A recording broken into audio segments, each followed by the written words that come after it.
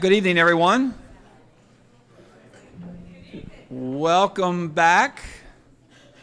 Just looking on my calendar, I think the last time we met was March 6th. I think that's about 7 weeks, and it's amazing, what a difference 7 weeks can make. We know a lot has happened in the last 7 weeks, but we're here, and we want to continue with this very important process. Although we have been through a lot of conversations about the future of our district, all that conversation has been kind of more or less wrapped around some of the budgetary challenges that we've been facing and the impact that that's having as far as the configuration of our school district is concerned, which was a small part of this strategic planning process. So there's been a lot of conversations. We know that decision has been somewhat made. It'll be kind of part of our continual dialogue as we work through these conversations. But for now, at least, it's going to kind of be put off kind of to the side. We met with Terry earlier today and kind of made that decision that it probably will not be one of the goals and objectives that we would be speaking about. It normally would have been, since, again, we are now moving forward with what potentially could be the plan that ultimately the board will be looking and considering and possibly recommending. So that probably will not be as much of a focus tonight as it would have been if that was not the case. So before I turn it over to Terry, just to kind of give you a framework by which we're going to be working, and she'll give you a little bit more of the details. The plan tonight is to kind of focus on some of the areas that were identified in the survey that we received from many of the stakeholders throughout Pitman, and using that information to highlight the major areas of focus, and from that we'll develop our goals and objectives. We'll be dividing up into groups tonight and having those conversations. So without further ado, I'm going to turn it over to Terry. I was hoping that you talk for 2 more minutes while they while they got me set up here. Good evening. How is everyone?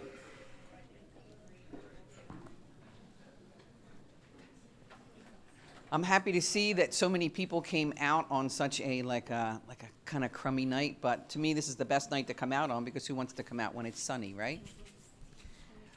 It should be, if you do date modify. Click date modify. And it should be the one at the top, right? Yep. Oh, you had to put in an adapter? Yeah, because mine doesn't have.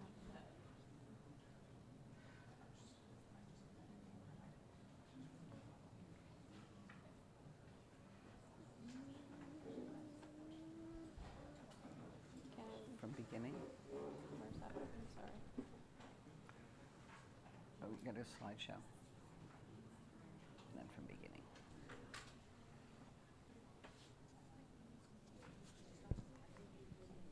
Uh-oh. Was that me? It's there. You're good. Oh, I went the wrong way. There we go. So here's kind of what we're going to be doing tonight. We have a little bit of information to share, and then we're going to talk about the development of goals and objectives.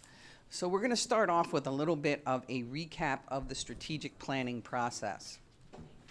If you'll remember the first time that we met, we talked about what the process was going to look like. We went into small groups, and we developed a list of our top 10 strengths and challenges. So when you were done with that, behind the scenes, we took all that information and we compiled it. We put it all together. We combined it, and we put all the like items together. And we did this for a reason. The same reason that we did it for your visions, because our second meeting we talked about your vision. Where do you want to go? Where do you want to be? Because the 3 parts to a strategic plan are this: identifying where you are now, identifying where you want to go, and then figuring out how you're going to get there. So when we talked about your vision, after we took that information, we went again and combined it all together into like things. If you're a teacher, you may remember the old phrase like weeding and wetting. That's really kind of what we did. And that's really to get an idea of where it is you wanted to focus. And from there, we developed some questions for the survey. We ran that past the board. We ran that past the superintendent to make sure that it was on the same page with what they wanted to send out. And I'm pretty sure that everyone in here did complete that survey. Now, what are we going to do with all this information? And I'm going to cover it at the end, but I want you to keep your mind on this as we're talking about the survey. because this is going to aid you when you start to look at goals and objectives, how you're going to achieve those goals. You might think that there's going to be a lot of goals, but there's not. There's more objectives than there will be goals, and that's typical. In a strategic plan, we say no more than 3, 4, 5 goals max, because you're looking at going 3 to 5 years out, and you're looking at a lot of different things that you want to achieve. So if you have more goals than that, you won't be able to do it in that short amount of time. So as you're looking at the survey tonight, I want you to keep in mind, some of the things that we talked about that were our strengths, some of the things that we talked about that were our challenge areas, and some of the things that we talked about in our vision, where we wanted to go. Because the survey really is just getting you to focus more on what those areas are and what people had to say about those areas. Questions so far? So we were actually pleasantly surprised to find out that you had 485 participants in this survey. Just to give you some different numbers, Robbinsville, up by Trenton, much larger district, less participation. So this was an incredible number. Considering the fact that you have somewhere around 1,000 kids, that's an incredible number. If you'll look, it's important to note that over 300 parents participated in this survey. So that was really good. So we felt as though it was a really good turnout. The first thing that we asked was our mission statement, because we want to make sure that with your strategic plan, is this mission statement going to be enough to guide you? And roughly half of the people said yes. You did have some neutrals in here, and we're going to talk about the neutrals later on, because it's one thing that I mentioned to the superintendent today, that in a lot of the questions where we put neutral in there, there were a lot of neutrals, and we haven't seen that before. So I'm not sure if people were just kind of ambivalent, or it's like, maybe I didn't even want to answer this question. But there were a lot of neutrals in your findings. So I think that people say, yep, we think this mission state can carry us forward. This is what we do. This is our purpose. So we can roll with that. Next was in our strengths, we talked about staff. So one of the questions was, the Pitman School District employs dedicated, high-quality staff. And on a scale of 1 to 5, most of the participants, 4.2, said, yes, we do. The Pitman School District provides an academically rigorous curricula or a course of study. And out of 1 to 5, 3.6 roughly said, yes, we do. So for the people that are going to focus on some of these areas later on in curriculum and instruction, these are important slides for you to pay attention to. The Pitman School District provides a wide range of extracurricular activities and after-school programs, and this is at the elementary level. And this was a 3.15 average rating. Again, it's a scale of 1 to 5. It's still more than halfway there. At the middle school level, it was a little higher at a 3.5. And then at the high school level, it was higher still at a 3.65. Now, this was an interesting slide because there were a lot of different programs and different things that the district does that were listed in your strengths.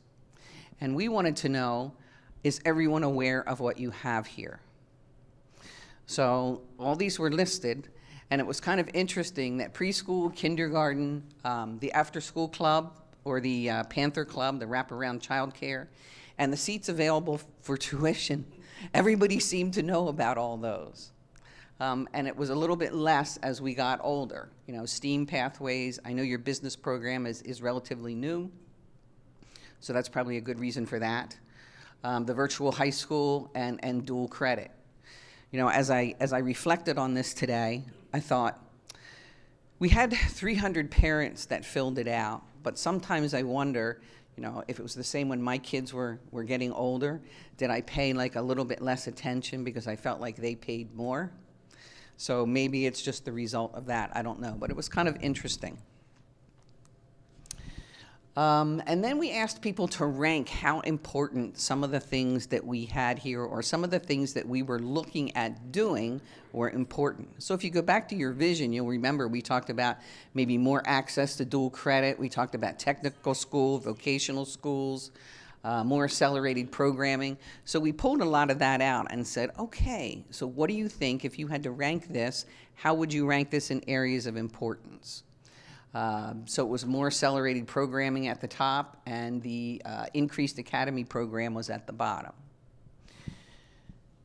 Now, keep in mind, this is just to provide you with areas of focus. Not that you're not going to focus on them, but if you want to make things a priority, you're going to know what to make a priority based on some of these slides. You will also have access to the entire survey. So these are just slides. We're going to get you a link. I think it's going to be in the Google Drive so that you'll be able to look at the entire survey on your own. So please rank the following experiences that were important to the people that took the survey. Again, introduction to a wide variety of career choices, and this was at the high school, with clubs being at the bottom. For the middle school, we asked about arts and music, we asked about clubs and introduction to a variety of career choices, and arts and music was at the top here. And also at the elementary school, we asked the same, but we put world language offering in there because that actually came out of some of your data. And again, it was arts and music program, which was really important.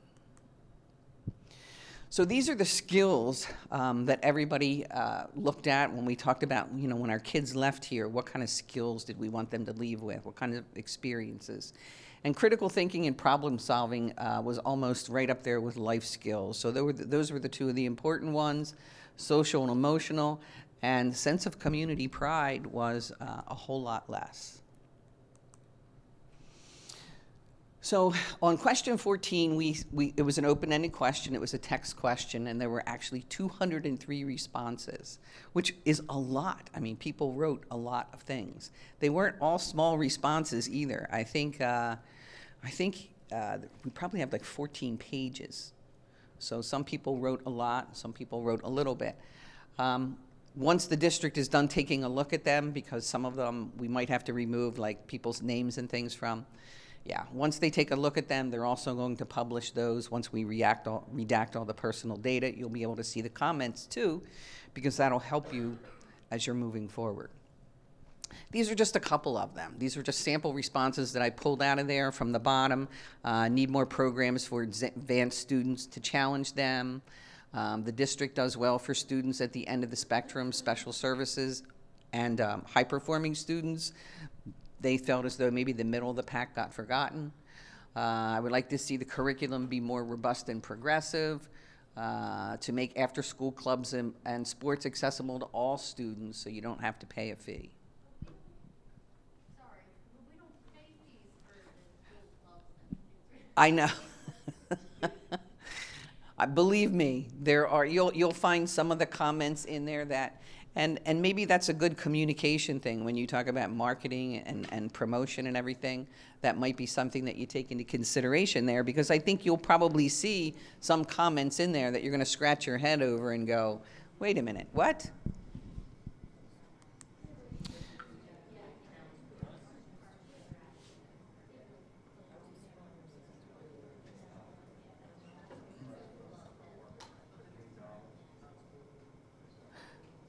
Now, I don't want to make this kind of a forum to debate the survey, because that's really not what it is. I mean, we asked for people's opinions, and this is what they gave us back. Some of it you're going to have to filter out, of course, but it's not something that we can hold a debate with them about. So this one had to do with the buildings, the facilities. And have you been in the facilities within the past several years? Believe it or not, out of the 485 people, 460 said yes. To me, that was incredible.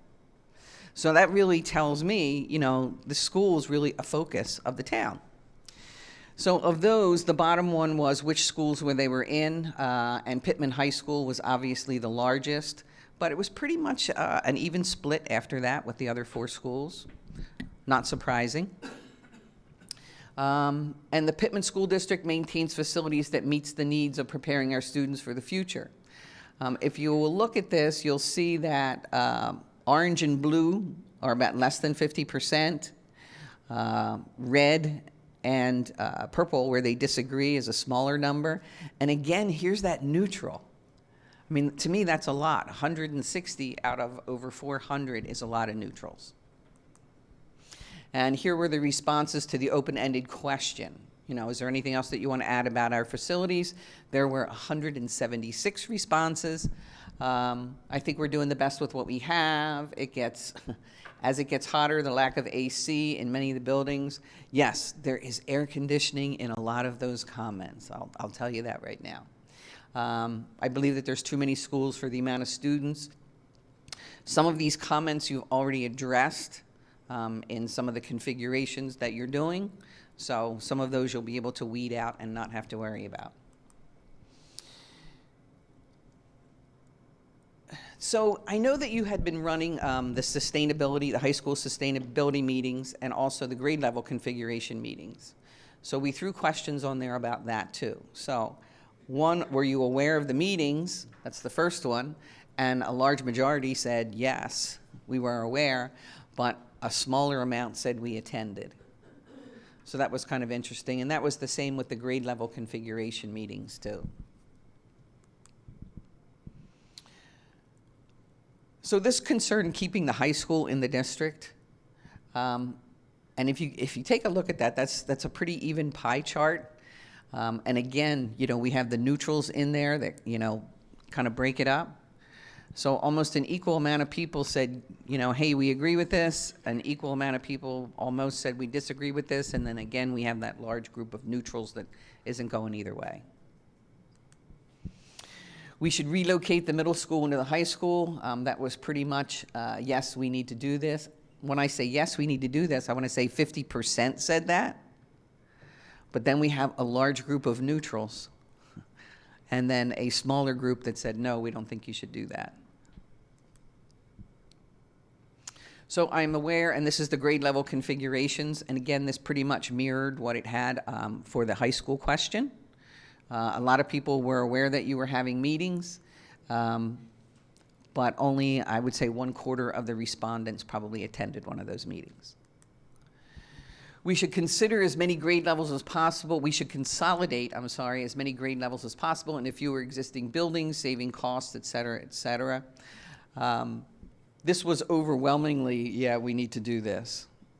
And again, you know, a good chunk of neutrals in there. And there was really a small minority of the people that completed this that said, hey, we disagree with this. So this was, to me, an overwhelming slide when you looked at, yep, we see it, we know it, we're going to have to do this. And then we had our final question, that was provide any feedback or comments that you might have that would contribute to the strategic planning process. And there were 183 responses to that. Again, there's 14 pages of responses, so there's a lot of data in there. There's a lot of things to look at. Overall, I have to say that I think a lot of the comments were really good. You know, it's always like the disparaging ones that like jump out at you. But for the most part, I felt as though that the people were very supportive of what was happening in here in the district. So, questions on the survey. Again, you'll have it available. I sent it to Carissa this afternoon. So when you start your work on your goals and objectives, you'll be able to look at all that or refer back to it as needed. And then when the district is done with the questions, they'll also post those in your Google Drive that you can take a look at and use for goal development. So you heard me mention that we sifted through all the meeting information that we had from your strengths and your challenges and your vision. And we come up with what we call focus areas. And really what they are is they're concentrated on similar and related information.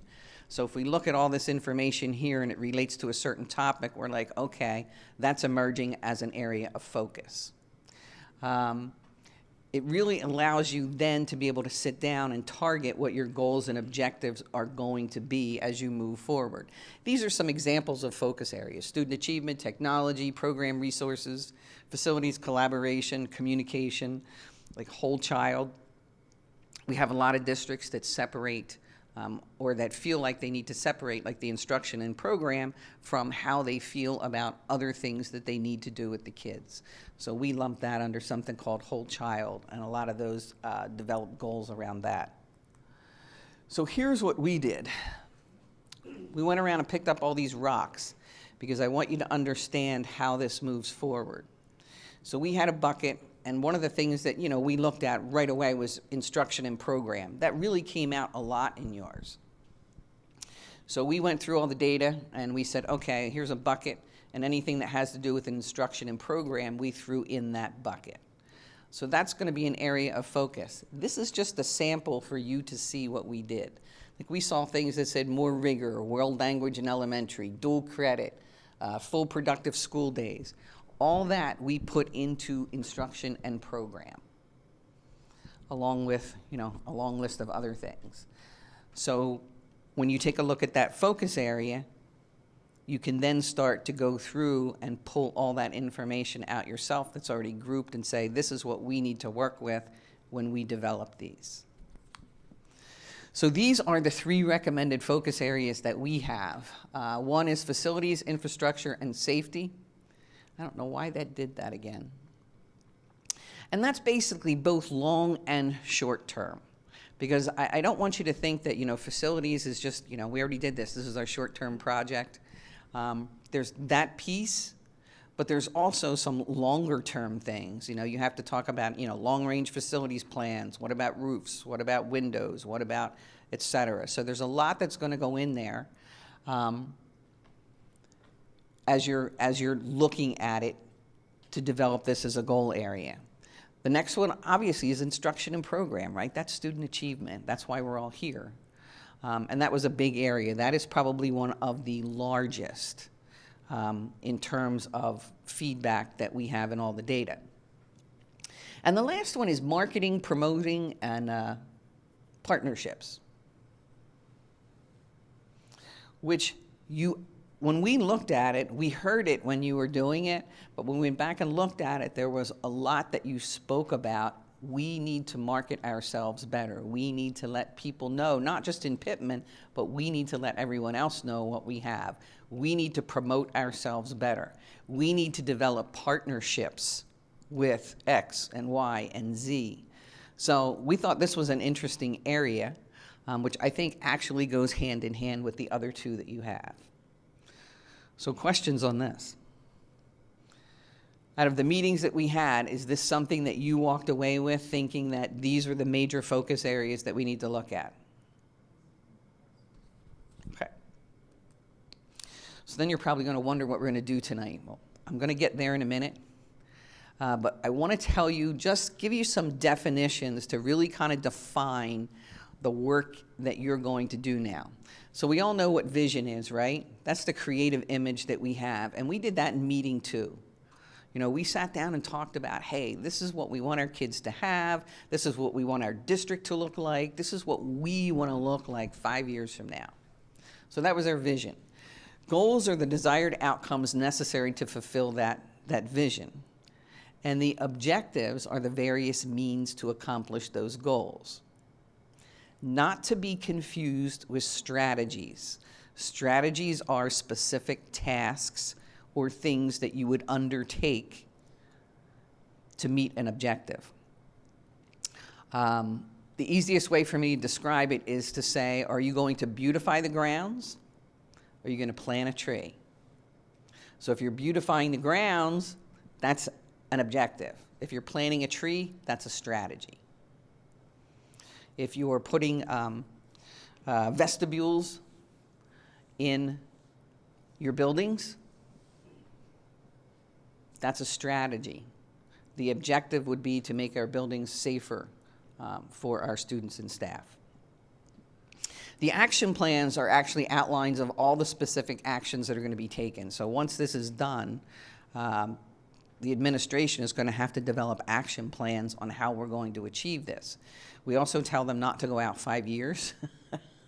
We say 1 year, because so much changes that we're afraid that if you go out 5 years, you're going to waste 4 years worth of effort. At the end of your first year, sit back, reassess, where are we? Here's where we are, here's what we've accomplished, here's what we're working on next. Works a lot easier. So this is how you're going to develop goals. This is a sample focus area, and these are sample visions, and these aren't your district, these are from somebody else's. So they wanted interactive learning spaces, open floor plans, they wanted to expand their school choice program, they have virtual classrooms, safe learning environment, equitable distribution of funds for facilities, state-of-the-art facilities, wanted to be all green. That was their vision. Their strengths, safety and security, facilities improvements, building configurations, class size. Their challenges were environmental concerns, older buildings, safety and security. Notice it's both a strength and a challenge. We've had a couple of those, right? And mandates and resources drain. So they took all this information together and they developed a goal statement that said, create a safe and secure learning environment equipped to deliver 21st century programs. That's their goal. And these were some of their objectives: upgrade their facilities for more energy and cost efficiency, increase internal and external security at all schools, upgrade existing facilities to be more structurally modernized. This was how they did it. This is another one. This is a technology goal from another district. And they did not fare well during the pandemic. They were pretty far behind on technology, and they kind of realized it. But when they went through, they developed their objectives, and then they have their overall goal. I'm showing you these as samples so you get an idea of what you're going to be doing next. So here is our actual work assignment. There's going to be a team for each goal area. There's going to be one for facilities. There's going to be one for instruction and program, and then there's going to be one for marketing and promoting. So there'll be 3 different teams that are going to be working on the goals and objectives. So we're going to divide up, and we're going to let you self-select which one you want to work on. You do not have to work on one if you do not. If you would prefer to, and I'll tell you, we're going to meet again to review everyone's work. If you would prefer just to say, hey, I don't want to be on a team, but I do want to come to the next meeting and review what everybody did, that is fine. I don't want you to feel like you have to do this piece. They will work independently. We'll start a little bit tonight. And then after that, it's independent work.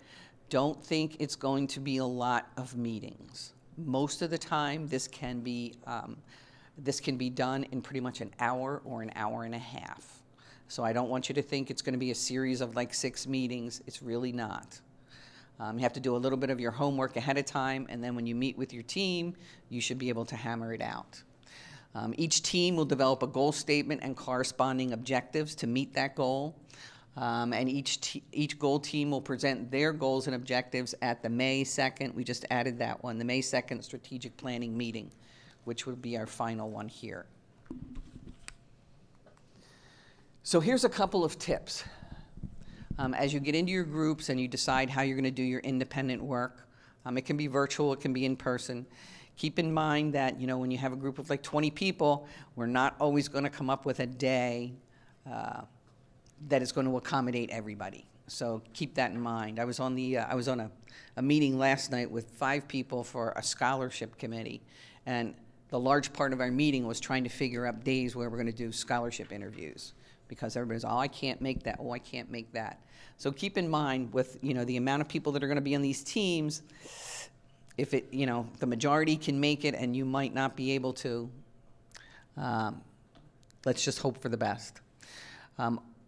It's easier if you review all the material before you meet. So in the Google Drive is going to be a copy of the combined strengths and challenges and the combined visions, and then also the survey results. So I would go through those and I would highlight everything that pertained to your goal area. So if you're looking at challenges and I'm on the facilities, I'm going to highlight everything that would go under or go in that bucket so that I know what we kind of have to look at when we get together as a team. And last, and we found this works a whole lot better, it's easier if you develop your objectives first. If you try to develop the goal statement, because you don't have objectives in front of you to look at, sometimes it's really hard and you spend an inordinate amount of time wordsmithing it, only to realize once you do the objectives that they kind of don't match. Develop the objectives first, and then it'll pretty much write itself. A lot of people get halfway through their objectives and then go, oh, I know what the goal should be. So it's easier to approach it that way. So let's see. We can get started tonight. Any questions first, though? Steve, do we know who our moderators are? I think we have a good idea. For April is going to head up our marketing group. Ooh. We have Rebecca will be heading up our instruction, and I and Krista will be heading up our facilities groups. Okay, super. So how about over in this back corner to the left, facilities, you can meet over there. We'll leave April sitting where she is. So if you're marketing, you can go over that way. And we'll leave Rebecca where she is too. So if you're instruction and program, then meet up here.